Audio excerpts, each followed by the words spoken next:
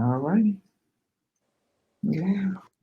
Well, good evening. We want to welcome you to In the Blender with Brandon and Madeline Hyman. Good evening. And I tell you guys, we have an awesome program for you on this evening. Our guests are going to be the Masons. Hey. Yeah, Masons. And so you guys are going to be in for a treat, awesome couple, an awesome family. And they're just going to share their experience with us and how they've been blessed throughout this blended family dynamic. And so, sweetheart, let's go ahead and get started. Well, actually, and if you have any questions, I'll be watching the chat. So send your questions in so we can ask them as we go along. Go ahead, baby. Go ahead, start. Okay, so we're going to start with question number 1 for the Mason. How did you guys meet? Actually, before that, tell us just a little bit about yourselves. Yeah, Let's start with a little bit about yourselves.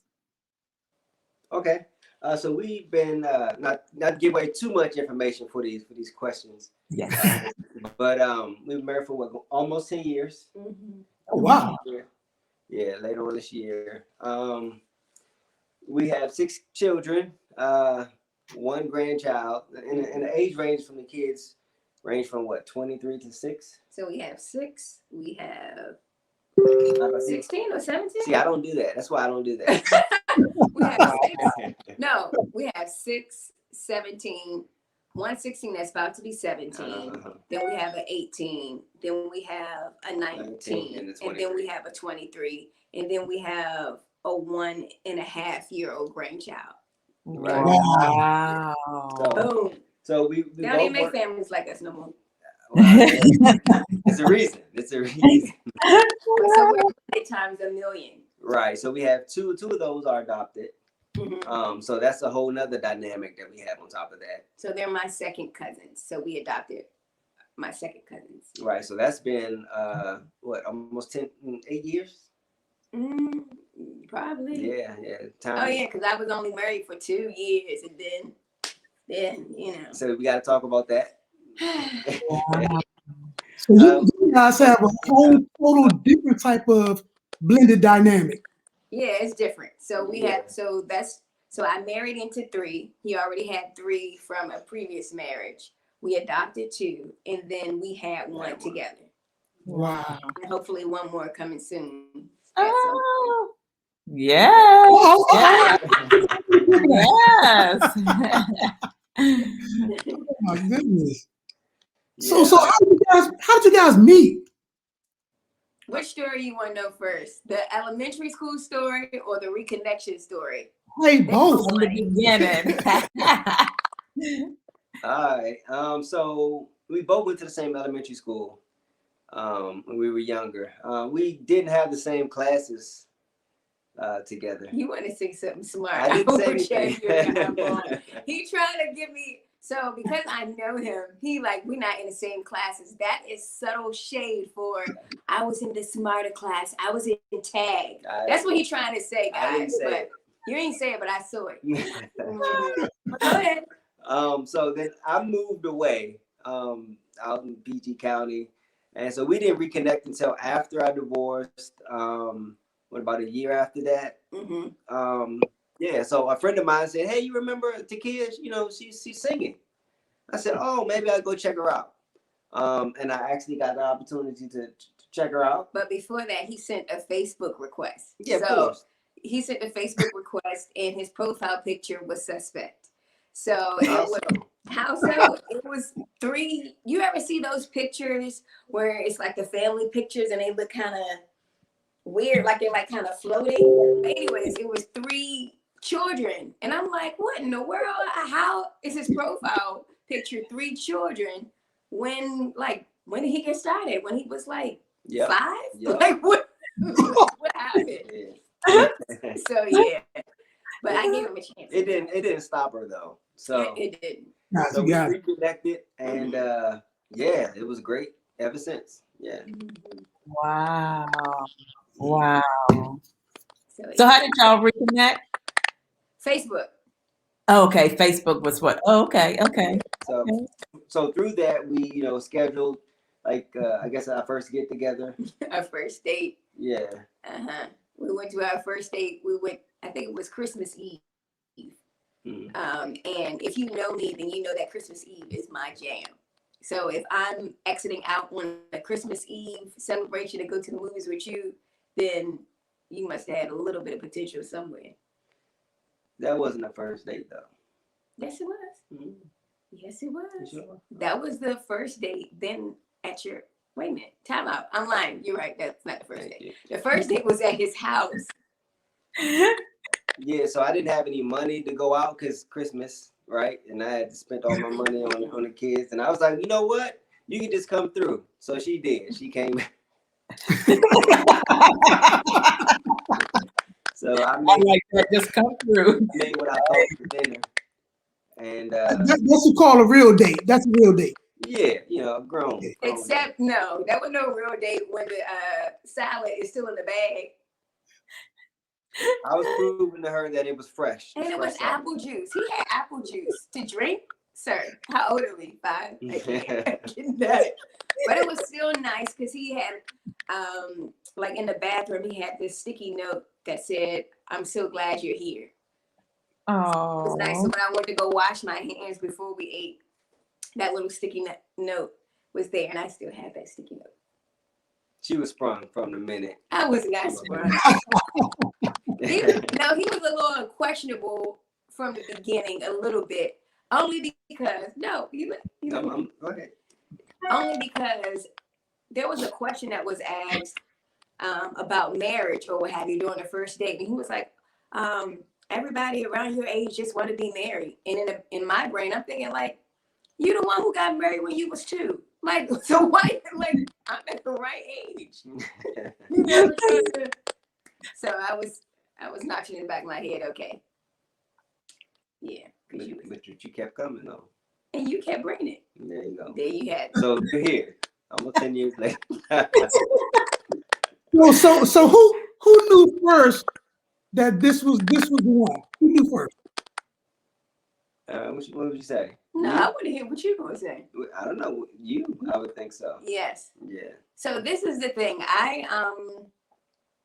So I knew that I liked him. I knew that he was different. One, because we were reading books and exploring different things like that. And it wasn't just the same old, oh, let's go to the movies or what have you. So given that I knew that I liked him, I was up and honest, and I was like, hey, I think that we should date monogamously. And to my surprise, he was like, oh, no, that's cool. We should just be friends. What? So she makes it sound bad. So what happened was he was dating 8 other girls. I was just dating, right? Didn't let me know though. But go ahead. Why would you do that? Just seeing, you know, I'm back on the market, right? So I'm, you know, dating people that have on his royal oats. I know, I never said that. Your work about to come out. So No, I wasn't doing that. But I was seeing different people. So when she said that, I had a decision to make. And I needed time to, you know, cut everything back. And so before I just jumped in, I don't think that would be smart to do that. So you know, I made some cuts, right? I guess he made some cuts. But when he said that, I had talked to my father. Thank God for Leroy Brown. Bad Leroy Brown. But thank God for him, because I talked to him. And I was like, you know, I really like this guy. He's saying, you know, we should just be friends. He was like, yeah, you know, if you want to be friends, just be friends. At least he was honest and he told you. So I gave him the benefit of the doubt. But I had also, in the back of my mind, already notched that at 6 months, if you don't know if you want to be in a serious relationship, I'm out of here. I don't got time to waste. Yeah, so apparently I just made it. He just made the cut. wow. Hey. Because he was about to be out there. Yeah, okay. I'm like, you got to know what you want and also be willing to, you know, set those boundaries for yourself. So that was the boundary that I needed for myself. He didn't know. I didn't tell him. I didn't say like, hey, if you don't tell me you're going to be my man in 6 months, I'm out. I'm just like, if you don't know, then you don't know. But I knew, so. Praise God, you knew. That. Praise God. So in the midst of that, there weren't any reservations for you, like with a guy with 3 kids. How did you feel about that? Because this is almost like a different, because It's the reverse of us. it's almost, yeah, it's like because normally it's like the female has the children and the male in most cases. But this one is real unique. And I like this. So it's a reverse of us because I had 3 children and you had 1. But in this case, the kid didn't have any and he had 3. That's what I had. And that's what I was looking for. I said I wanted somebody with no kids because I already got 3 and I am very invested and I didn't want too much of a change for them. So I looked for somebody who could understand that dynamic and her being in the field that she was in. Yeah. I'm a social worker. I'm a therapist. And I am very optimistic. And sometimes I believe past what people actually present. So, and in my mind, I'm thinking, as long as the adults are okay, the kids will be fine. In working in foster care, in just working with families as a whole, that was my idea. I'm like, as long as the adults are good and we can establish a good relationship. So I came in like, oh, I want to be ex-wifey's friend. I want to, I'm thinking we're going to be like Jada Pinkett Smith and Will Smith's, like seriously. She was so naive. Don't get into that yet, baby. Oh, don't get it. I'm just saying. But so I didn't really have any reservations, and big as though that I felt like I had the faith that could move mountains. And when you grow up in a certain environment, you think that literally you could accomplish anything. So, but yeah. Yeah, so reservations. You were good. I was good. Yeah. Because he was the one who asked me, he was like, are you sure about, having 3 children? I'm like, yeah, kids love me. I mean, they do. They love me. I've been around kids. I had god brothers and all of that. So I'm like, how hard could it be? Y'all the same size. Okay. They're going to be real nice tonight. Come on. Yeah, it is. So you talked about your profession. Mm-hmm. So what was your thoughts on counseling? Did you guys go through that? How was that for you? Yeah, so with her, being counselor type already, she had went through therapy and everything before. So she just was like, therapy is great. And from, my upbringing, you don't really go to therapy or marriage counseling unless, you about to walk out the door. Like, that's like the last resort. So when people hear that, you doing what? Counseling? But by that time, I think marriage counseling, was a little bit more prevalent. So we had done the premarital, which worked out great. We knew each other pretty well. Mm-hmm. And so after we got married, we did try the family therapy. We tried everything. Yeah, we did. So we tried, well, more so he knows who he married. Me, I'm coming in and I'm thinking like, y'all relationship is over. Y'all should be good. Let's move forward and, let's focus on the children. But yeah, and no. But we tried. We tried everything. I spoke to this woman when she went for a year or more without speaking to me. Never spoke bad about her in front of the kids or anything. Went to therapy, included her in therapy, had team meetings, anything that you could possibly think of, to foster a good relationship and a better relationship for the children was done. Yeah, we tried it. So it took us a while to settle into what kind of worked for us, which of course would be different for pretty much every family, I imagine. So because it's about relationship, right? So you kind of got to know here first, then the kids, and we were newlyweds. And newlyweds at the same time. Yeah. So we were newlyweds, embracing that experience. And me, I'm just like, everybody, we got to get along and all of that. And then after I feel like we kind of got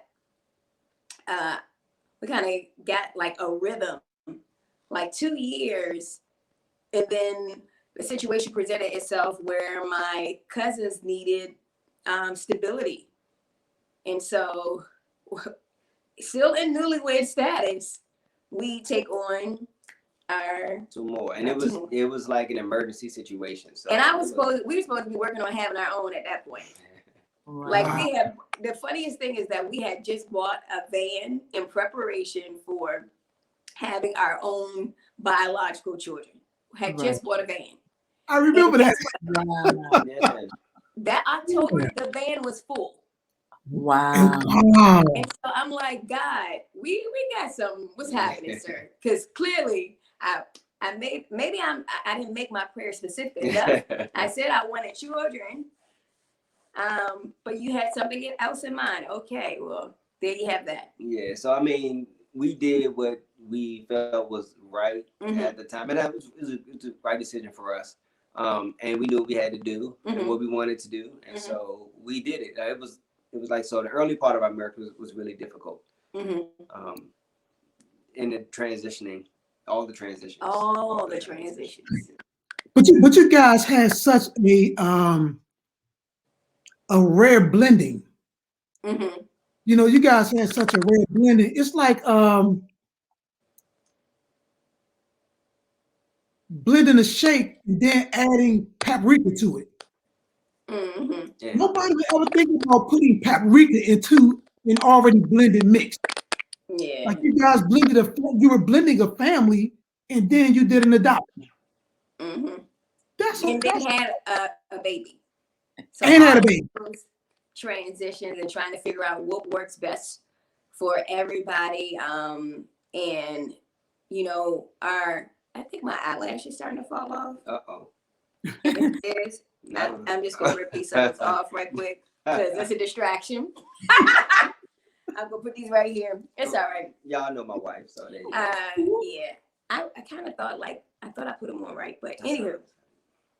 But our children come with their own issues of adjustment as well. So as we're adjusting, they're adjusting. Then you have outside influences saying this and that's impacting the relationship. I mean, it was just a lot from, you know, all the different sides while we're still growing as a couple and still trying to make memories with our family and not take things personally. All of that, it was a lot. Yeah, so one thing unique about it, because like I said, when I got married, I didn't want someone who had kids. I was like, okay, we're gonna start here, we'll be good to go. Well, then we adopted, and it's her, you know, her cousins. But we also, the added dynamic was we had to deal with their father. So I didn't want to deal with somebody else's baby father, and then we got my baby father. I know. We kind of had the same. And that posed its own challenges, you know. So, because Jaya was 9 and 10. 9 and 10 when they came. Now she's 18. He's 17. And he's 17. Oh, wow. And so when you get them at that age, they come with however that they have been parented before. So just trying to break down some of that stuff. I mean, it's a lot. It was a lot. Yeah, I don't know if we realized the impact it would have. No, absolutely. We just wanted to do the right thing and provide them with stability, but we didn't think about just how everything affected everybody. Like everyone was affected. So it wasn't just us going through things, but our kids were going through, okay, now I got an additional sister and I got an additional brother. And my brother is autistic. So, and now we're adding on a little baby. So, and people feeling like they want to have their own space. And it was just a lot. Yeah, it was. Yeah. But we can make it through that. We can make it through anything. So. And that's the truth. That's the post-traumatic growth of the situation. If we let take this down at this point. Was it a traumatic experience? Yes. Well, yeah, I would say it's long term. Say for instance for the kids. I mean, it was traumatic for them. For instance, so we moved early on in our marriage as Mhm. well. So we moved to another house. My daughter, our oldest daughter, had to switch schools, so that was the thing. And we were doing our very best to try to keep everybody, I don't think that was a trauma though. as stable as possible. What I'm saying is just a bunch of transitions. So, Mhm. they lost their rooms, some of them. So, for instance, they had their own rooms, and now we added 2 more people. So we got to make adjustments. And now this new person that you don't really know like that is, kind of in your room. Mhm. And so, it was an adjustment for everybody. So yeah, it was. I guess it was a bit of trauma on that end. They didn't have the same time that they would necessarily have with us, because it was now split between other kids for us. I mean, I think the trauma was they had a whole different ritual as well, and the trauma is when your dad gets married. The nail is in the coffin that my mom and dad will not be together. Yeah. And when that other party is not, if they're not giving good vibes to the kids, then, or blaming one party over the other, or whatever the case is, that doesn't translate to a good living situation when they are adjusting back and forth, and when there are different rules at this house and there's another rule at this house. The splitting is a big deal. Yeah. So we couldn't really stop that, the splitting part. So you did the best you could, and as you all know, when you have kids, if they are in a situation where they spend time at another house, well, it's a whole readjustment period when they come back sometime. And no, this is not how we do things around here. And so that was just constant until we were able to get into a good rule form. So yeah, there's a lot of adjustment. And also because there was not unity on the parental front. Yeah. And so when there's not unity on a parental front, it's way more difficult for the child than anybody. It really is, because they're trying to appease. They feel like they're in the middle, and they're trying to appease both things. If my mother is talking about this woman and saying, I don't like her or what have you, you're going to align with your mother. Yeah. This woman is the enemy. Yeah. Or they're saying this woman is controlling, I'm controlling you or whatever. He's not. It was a lot. And, just for, to parents who are in situations, do your best, please do your best to just work with the parent to the best of your ability. Now, if they crazy now. I need you to accept that and move on. Exactly. Don't wait for one time, because unless they're willing to get the help that they need, right, that's what it's going to be. But I'm so glad that didn't affect our marriage like it could have. Facts. Yeah. And that's key, because we kind of went through something similar on one end. While her ex-husband, he was like, okay, I understand you guys are getting married, and I'm with you guys, whatever you say, I'm in with it. My ex-wife didn't feel the same way. And so we had to go through that experience. And it was rough, because at that particular time, my son was only 2 years old.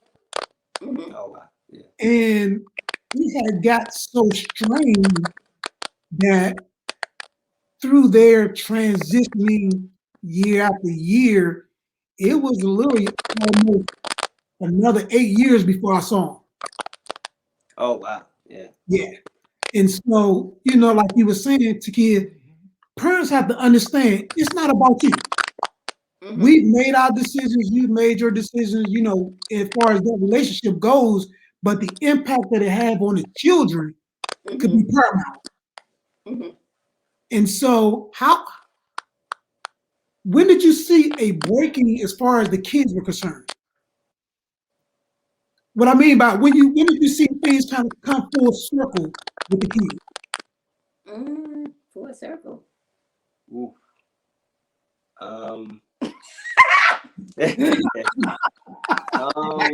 I think we kind of saw that as they got older. Mm-hmm. Right, as they started to have their own experiences and realize, I don't want to say something isn't right. they had questions, and how does this work out, or and they become more comfortable, or became more comfortable, I think, especially with my wife, like especially our oldest daughter. So, now if she has a problem, she knows that she can go to her and me, depending on what it is. But she knows she's gonna get that unfiltered coming here. But she's comfortable with that, Right? So, yeah, I think as she like stepped away. Because I think it was before that, though. I so? think that there were so many misconceptions being told, and because we didn't say anything in terms of, we didn't talk about her, or we didn't have disagreements concerning her in front of the kids. So we thought that we were doing, making the best decision, not, berating a parent, because still, even though the parent may make some choices that you don't agree with, that's still their child, and pieces of them are inside. So you don't want to do that. So we thought that we were doing a good job at that. But on the other hand, while we're not saying anything, this other side is saying the worst. Right. And so if you don't have any information, this is your parent. You don't have any information. This side isn't saying anything. We're just like doing what needs to be done, making adjustments or what have you. But it came to a point where me and Tron had a conversation. I was like, they're old enough. You have to have these conversations. Like these conversations in terms of like, we're doing, this is the way it is because of a court order. It's because we couldn't agree. And so the court had to decide what the measure would be. And once he had that conversation, and they were like, what? That's not what they were told. So, I'm like, pull out the document, like show this, because this was when our oldest was like in her 16, 17 or something like that. Like you're old enough to, to kind of like make some decisions for you to process some things so that you're not thinking like, oh, we're just trying to keep you away from your mother. We're not doing none of that. That's not this. But when you're told, when you're told that one thing, that's right. Yeah. So when he started to have those conversations, like this is the reason why this is, I think that started to shed some light in as she got older and started to see things differently. We were just, hey, this is what we present, and then let it go, but not be like, you got to do this, But I think they had enough of that. Yeah, on the other side. It was like, this is just what it is. You can choose this or not, but really respecting them growing into adults. And then, and I will always say to Tron, I said, the things that parents don't realize when they are, doing the most to turn their children against their parents, they grow up. They're not going to be these 6, 7, 8, 9 people who you can just make believe things anymore. Like when they're so young, they're so dependent upon their parents. But as you get older, you're separating. You're starting to, develop your own. So when people get older, they start to realize, and when stuff don't add up, it's like, oh man, that didn't really add up like I thought it did. Right. And so my plan was just to not say anything about what happened, and let's see what happens, when they're 25. But as they start going through their late teenage years, it became apparent that, maybe we should probably share some light on some of this because they're getting so much negative stuff. It was I was like, oh my, wow. It behooved us to kind of move in another direction. Not all the way, but just give them some, hey, this is where we are. This is a bit of reality based on the situation. So yeah, I remember when we went on like a camping vacation, and we had taken the ex-wife's other daughter with us, and we were like cooking food over the fire or what have you, and she was like, yeah, my mama don't like you. And I was just like, Wow. I mean, the amount of restraint you have to not be like, well, I don't like your mama either. But you don't say none of that. You just keep it in the inside. You talk to your partner, or you go to your own therapist and you let all of the frustration out, which I did. So therapy good. Therapy is Therapy A1. good. Okay, because his experience is different from mine because I'm not a biological relative, you know. So he's always going to be in high regard because that's the biological component. So it's just different. Yeah. Do you have something to say about that?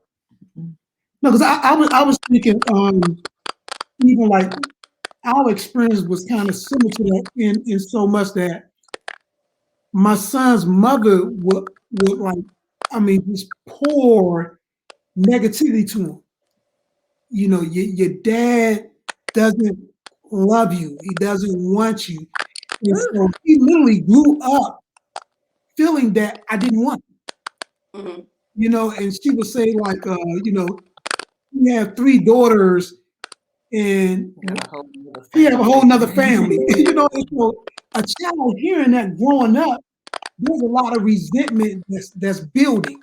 Right. And for me, I learned a lot from Madeline as it related to parenting because I didn't have an opportunity per se myself to parent. And so I parented once we got married. And so she would sit me down and say, no, don't say this, don't say that. Because there were a lot of things I wanted to say. I mean, if you know me, I got a lot to say and I want to say it. And so she would sit me down and say, no, don't go that route. Don't do this, don't do that. And I remember I waited till my son was like 17 before I had the talk with him. Because by then at 16, you don't like me. You already feel I don't love you and want you. So you at that point where you feel like you can express yourself. Right. Yeah. And so it was at that moment I had to say, hold on, let's stop for a second. Let me tell you exactly what's going on. And I had to, like you said, I had to pull out some documents and say, listen, this is what I'm doing. You know, because I was doing child support. He said I wasn't doing it. I mean, it was just a lot of things that were going on. And people don't understand the frustration that you feel when you know you're doing things, but the others present another front. Right. When you bending over backwards. Like yes. when you bending over backwards to make sure that everybody is taken care of and you don't feel respected, man, it's not a game. Yeah, so growth opportunity. Do you guys have like family meetings? Our family meetings now will consist of just our family. We could not continue with like the therapy sessions or family meetings with their mom because I think it became while that was happening, she would say, "Okay, this is what we're going to do," and we'd all agree. Until the next day, totally different. It would be totally different, and we learned quickly that this was while we liked the idea of it. It just at that particular time just wasn't going to be something that was going to really be practical. I think it just wasn't working. Yeah. So we had to move forward without that. And it's been working out. Yeah. I mean, they're older now. They're older, right? You know, so all of our kids are older. 2 are out of our home. 1 is still in terms of out of the 3. So it's better now, but again, it comes with its stuff. So that's the 3, and then we had our other 2 that comes with its own biological stuff too, because that was a situation where we had to go to court against my cousin to actually gain custody of them. And so going to court in that way definitely affected the relationship dynamic. And it's just weird because we feel like in every situation, we've always tried to do the best for the child, you know, and yet even in this you know, with my biological cousin or what have you, it's like he would go out with them or tell them things like, oh, they only in it for the money. What? What? What? For the money? For the money? What? What? Yeah, I don't know. Especially when before we had Royal, we had the way the arrangement was set up was that we had kids every other weekend from what was it, from Wednesday to Sunday. Right. So we had the kids during the school year. They were with us for the majority of the time, Right. and then they would go to their moms every other weekend. Right. So that meant We was free. that We was free. so we was out traveling, doing all. We was living I mean, it was like 2 years of that, and then after that, Wow. so, you know, again, you're put in a situation where you don't want to talk bad about the same situation. You don't want to talk bad. And I just have conversations with our children to just say, you know, you can ask some questions if you want to see some documents or what have you, but our interest has always been for you to be stable. That's it. Mm-hmm. Yeah. So I was kind of like on the flip side of that, right? Because now, you know, I'm the father in a way in this particular situation. So I had to kind of deal with, you know, someone on the other side. But as they, especially like, you know, Jai, our oldest one, as she gets, well, you know, the one that's 18, as she gets older, we started to notice that she would realize, oh, maybe what my father said wasn't necessarily right, or that's kind of suspect. And you know, we never said anything. No, we won't say anything. I say, you know, you're going to be able to see, you know, what's happening or what have you. You know, I have the same conversations, but it was odd because he feels like he's the biological father, so he should be able to do whatever he wants, or, you know, come and get her, whatever, you know, come and get her and just do whatever. And I'm like, but we have legal responsibility. So that means if something happens,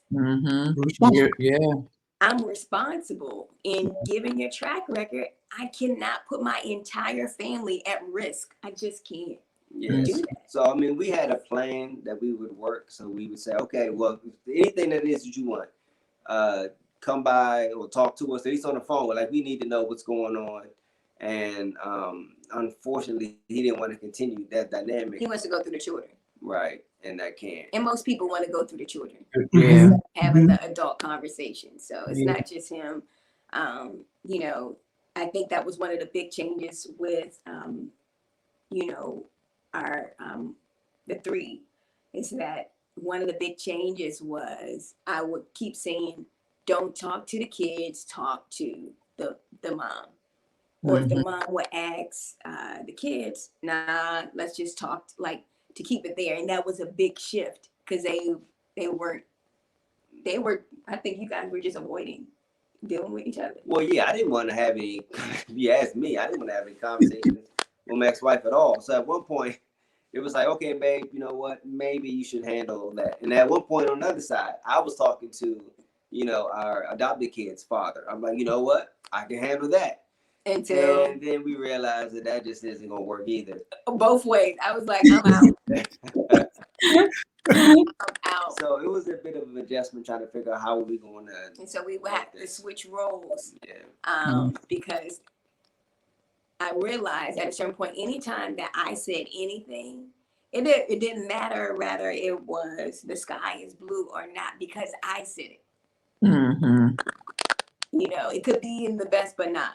So at one point, I just like, you know, everything goes through him. Everything goes through him. I need to stay out of it. And then at the other point, with the other situation, no, I think everything was going through you. Everything was going through me. Everything was going through you because I was too emotionally involved. Gotcha. In terms of what I thought was, I was too emotionally involved because I grew up with him like a brother. So I'm like, for you to, you know, treat me in the way and like talk about me like that, I'm like, dude, really? So I'm like, so I don't get emotionally involved. I'm gonna let my husband deal with it. So I'm not gonna get emotionally involved. Let him deal with it. so that it'll still be cool. Yeah, so that's how every blended family is kind of different. Like you have to figure out based on your relationship what is going to be best, because ultimately that's the most important thing, right? Our relationship here. And then, you know, make sure the kids are at their best. So. And it may switch. And 1 minute you may be cool, and then it may be like one situation where you like, oh, I can't. And you guys just pass the baton like, hey, babe, I need you to take this one. And I need to be ready to take it, you know, and so does she. So, you know, that worked out. We've been consistent in that. And that's definitely helped our marriage. Yeah. So let me ask you guys this question. With relationship building, because it seems like you guys did a lot of relationship building. Do you think it was harder when they were younger or harder when they were older? Younger. Relationship building between us? Oh, between us? No, with you and the kids. It was easier for me when they were younger. You think so? Yeah, I think that as I get older, they started to come into their own, and then adolescence is just a whole nother ball of. Right, so you had to get past adolescence. But when they're young, like, I mean, they enjoy when I would put things together. You know, we would make chocolates and, you know, have little activities, and they enjoyed that type of stuff. Yeah, I think life was simpler at that point. Yeah, it was just, oh, we're doing this. That's all I need to be concerned about, and it was less of someone else in your ear, in their ear, becoming more of an influence as they got older and going through adolescence and trying to figure things out. You know, a lot of outside influences start to affect them until they get over that hump, and then they can look back with with clearer vision. So adolescence, I can see how that's kind of tough. Yeah. But I think as we were going through our things, I think we always came back to us. As far give me 3 myths. 3 myths that you heard concerning the blended family that your experience said, no, that's not the case. Well, I would say for you that I guess it was a myth, the unicorn, the Will Smith thing, right? I think. A lot of times, if I could find Jada today, and then you shared your story eons ago. When I tell you, I had a picture of her in my little trunk box when before we were even married. I had my little picture like, it's gonna be great. They can do it, so I can do it. Well, you could have done it, but you can't control other people. You can't control other people, and that's the misnomer is you can go in with the best intentions, but you have to understand that your intentions mean nothing if the other person is not just as vested as you are. And so you work yourself into this frenzy, just trying, and you don't encompass this whole situation. It takes another side, another party to be vested and to be honest and candid about if you're going to say something, say it. If you're going to do it, not say something verbally and then now you have selective amnesia. So I think. So that was a myth, I guess you could say, for us that we had kind of took on. What would be another one? Well, I thought the myth was stepmothers are not evil. Are not evil? Yeah. Well, no, generally in the myth they are evil, right? Well, I thought it was a myth because I was not an evil stepmother. But on the other side, I was made out to be this villain. And I'm like, I'm not in the storybooks, man. Yeah, how'd I get here? Like, how'd I get here? Like, I'm like, I went in with the idea that they were my children. And that's a myth. If I could, I know that sounds weird, and I know probably faith-based people are just like, no, they're your children. They aren't your children unless the other parent allows it. That's very important. Cause you can look. Well, I think I'll say this. I felt the same way. Like even to this day, 23 years later, Mm-hmm. these are my girls. They didn't come out of me, they didn't come from me, but they're mine. And so I understand the what you were saying. I was gonna say, but to Kia's point of they're not being able to be your children unless the other, the biological parent allow you to.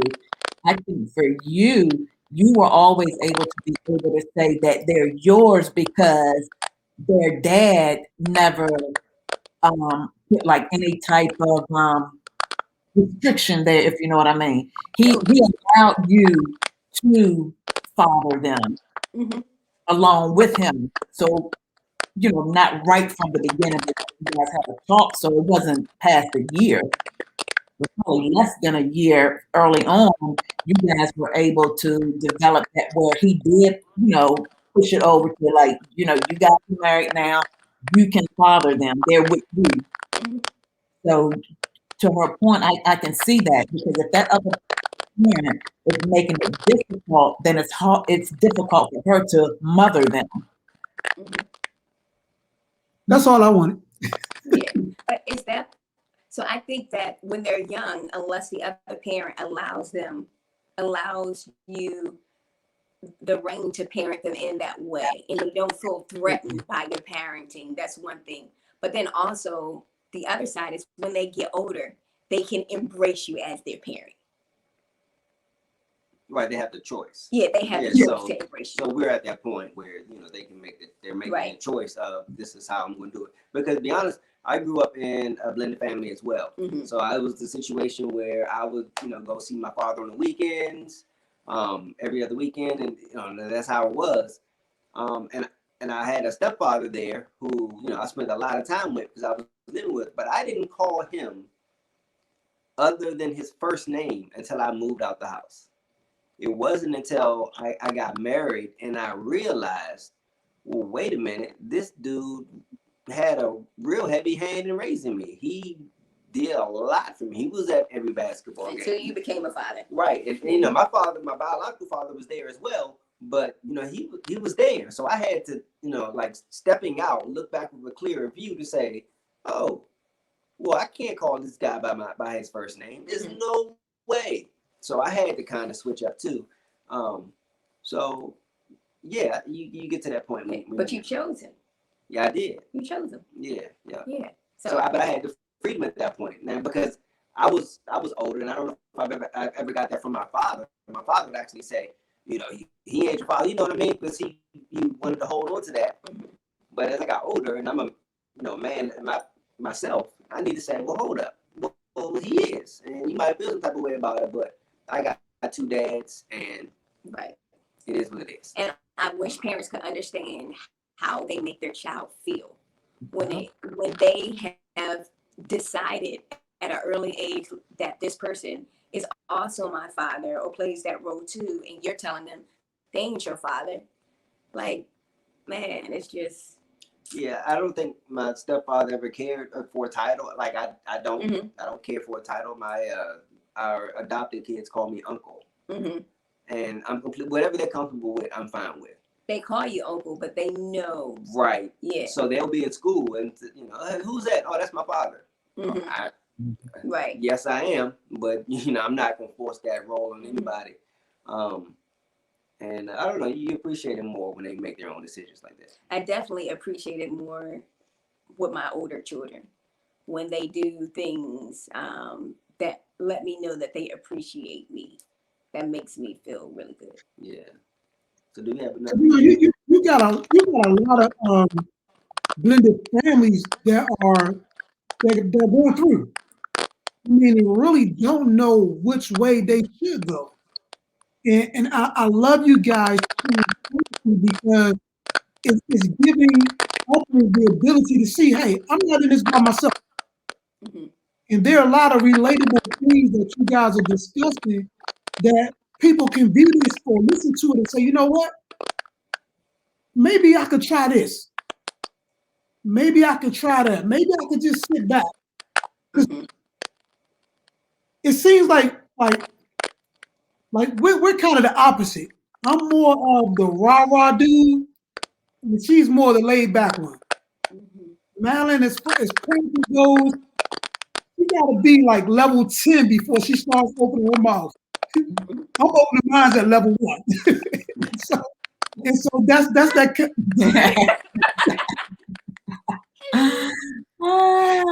And so that's that compliment, you know what I'm saying, that I'm seeing with you guys. That's why I said that.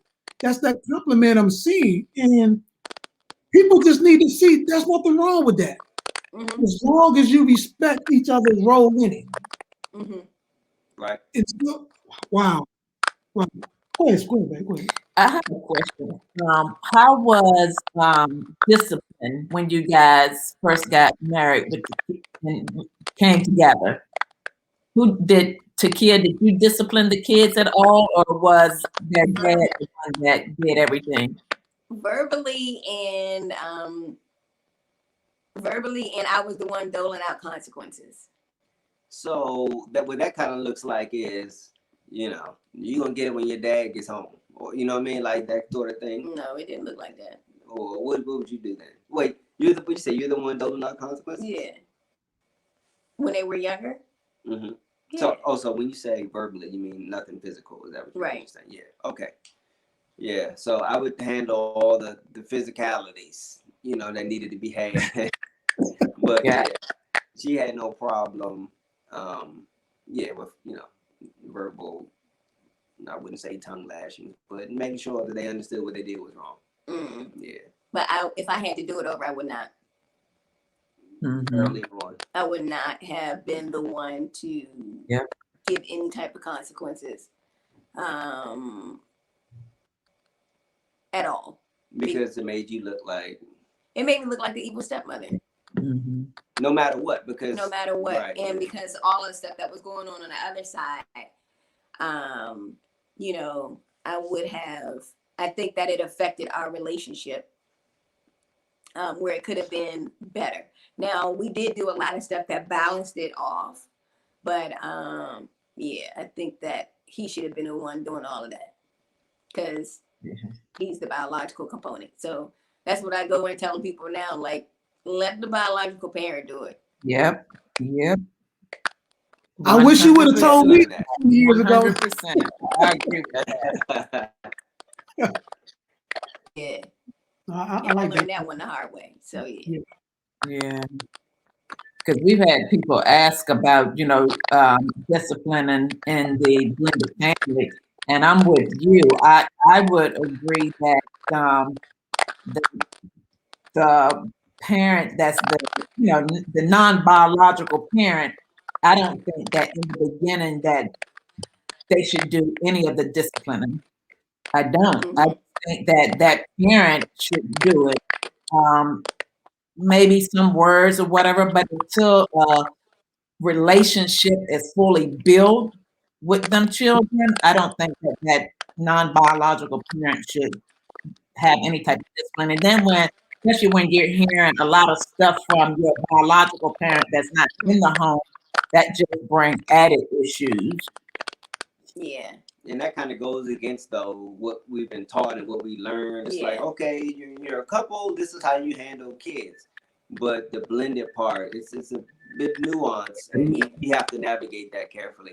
Absolutely. Especially if you're not on the same page, because then there could be legal ramifications, and then you're like, what? So it's all of those things. So if you're not on the same page, if you're not friends, if they are spiteful or do things, or looking for something, like you just have to give that part to the biological component. And also, I think it's better because even if there's discipline from the biological component, because of the biological component, the child is like, that's still my dad. Exactly. So yeah. Man, listen, I got at least about a good 10 more questions. I don't have 10 more questions time. Oh, Okay. all right. Listen, I'm so. Would you guys be able to do a part 2 in a couple weeks? Oh, sure. Yeah, absolutely. We'd love to. Because I don't know if we got through half the questions. No. No. Not at all. Not at all. But which was good because just what you guys shared, I mean, for me, thinking back 23 years ago, it was like, wow, I wish I would have had this understanding. I wish I would have had this. Yeah.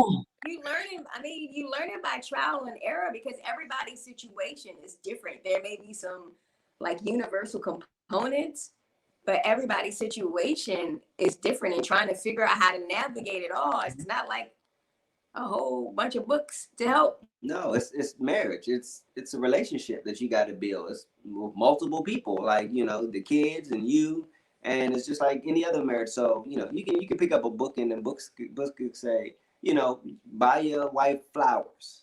This is what I do, And I it's did pick successful. up a book too. Yeah, I know. Picked But up hold on a books minute. too. So you read the book and you buy your wife flowers, then you realize she doesn't like flowers. She likes something else. So you have to adjust that based on your relationship. So especially with a blended family, you got to figure all of that stuff out. And it's going to take time, work, dedication. All at the same time. All at the same time. While you're growing as a person and you're in a relationship with your mate and you are in a relationship with these kids and all of that. All of this is happening at once. Yeah. So it's going to take a lot of work. So as a blended, if anyone's coming into a blended family situation, it's going to take a little bit more work. It may. You may luck up and just get somebody who's just dope, man. Sometimes. I wish that on your life. Yeah. I wish that on your life, that because some people, it's just smooth sailing. They have a good relationship. Everybody is sane. They have optimal mental health. Mental health makes a difference. Y'all be having children with some people. Hey, you know what? My God. We all right though. Well, listen. Also, too, Tekeah, you sing, right? You're a musician. I sing. I haven't sung in a long time, but I sing. Wow. So, like, do you have like any product? Yeah, I have albums. So you can go to where can you go? Is iTunes still up? I don't even know. Wow, it's been that long. It's been that long. iTunes, Tidal, wherever you can find music, you can find me. I have books. I have fitness wear. And where can you find all your You can books find and shopbeautifulweirdo.com. Beautifulweirdo.com. Shopbeautifulweirdo.com. I am a licensed clinical therapist, so I do therapy too. I'm also in school as well, so Wow. I'm not gonna list any other keep on things. going. Nope. Keep on going. That's you. So and we're running a bed and breakfast here. Oh, bed and breakfast. So Yes. And, give me a minute about the bed and breakfast. Okay, so we started that back in 2019. Yeah. And we travel a lot, and when we go, we wanted to do unique things. We want to stay in unique places, not necessarily the hotels, what have you. We might go camping, we might stay at a castle somewhere, a treehouse, doesn't matter. Somewhere different. And so we thought that we could bring that experience to others who wanted it. We liked the idea of being a host. Mm-hmm. And our favorite is breakfast. Yeah, and I think we're hospitable people. I think we like to meet people and learn. And so that kind of presented the opportunity, and it's growing, and we're here. So we get to do that together, which is a blessing. That is a blessing for us to be side by side making that happen, because we would go to bed and breakfast all the time. But with COVID, bed and breakfasts are a little different now, because when we would go, we've gone to bed and breakfast in New Orleans, California, Virginia, all over the place. You would be eating breakfast with people, and you would learn different things and talk different things. But with COVID, a lot of people are not interested in that breakfast experience in terms of what other people So this affords you the opportunity to have the bed and breakfast experience, but it's just you. You know, No other couples. No other couples, unless you invited a couple. I don't know, that's how you can tell. So, but yeah, so we've been running that, and that's Right, and it's been great. We've had quite a few people come through, and it affords them a nice space outside of the hotel, and it's less traffic here. I mean, once you're here, we have our COVID procedures as well. But once you're here, this is your own space, and it's a good thing. And what is maybe your bed and breakfast? Mason's B&B, Mason's Bed and Breakfast. So you can find us at Mason's B, the letters BNB.com. Right. Mason's B&B.com. Right. Yeah. So it's a great staycation. The breakfast is good. You always going to get something special because we just believe in just going over the top to make sure that you are enjoying yourself. Well, I believe that this one. So you're so funny. The interesting thing is I'm more. We out of time now, baby. He did that on purpose. So we're gonna have to do a part 2. You did that. Well, listen, guys, we thank you for joining us on this evening with In the Blender with Brandon and Madeline Hyman. We were so excited to have you guys on with us. This has been an absolute blessing. Sweetheart, let's give me some more information. You can reach us on via email at weareevents@gmail.com, and our website is intheblenderministries.com. You can also tune in on Thursday night from 8 to 9 p.m. on WGMS Radio for this episode as well. You can catch us on iTunes, Stitcher, SoundCloud, all of the social, YouTube. All of these broadcasts will be played on there as well. And in 2 weeks again, tune back in at 7 p.m. here and keep us chatting with the Masons. Yay! So we thank you guys again. We love you. guys. And until next time, peace. Bye. Until next time, peace. Good night. Bye.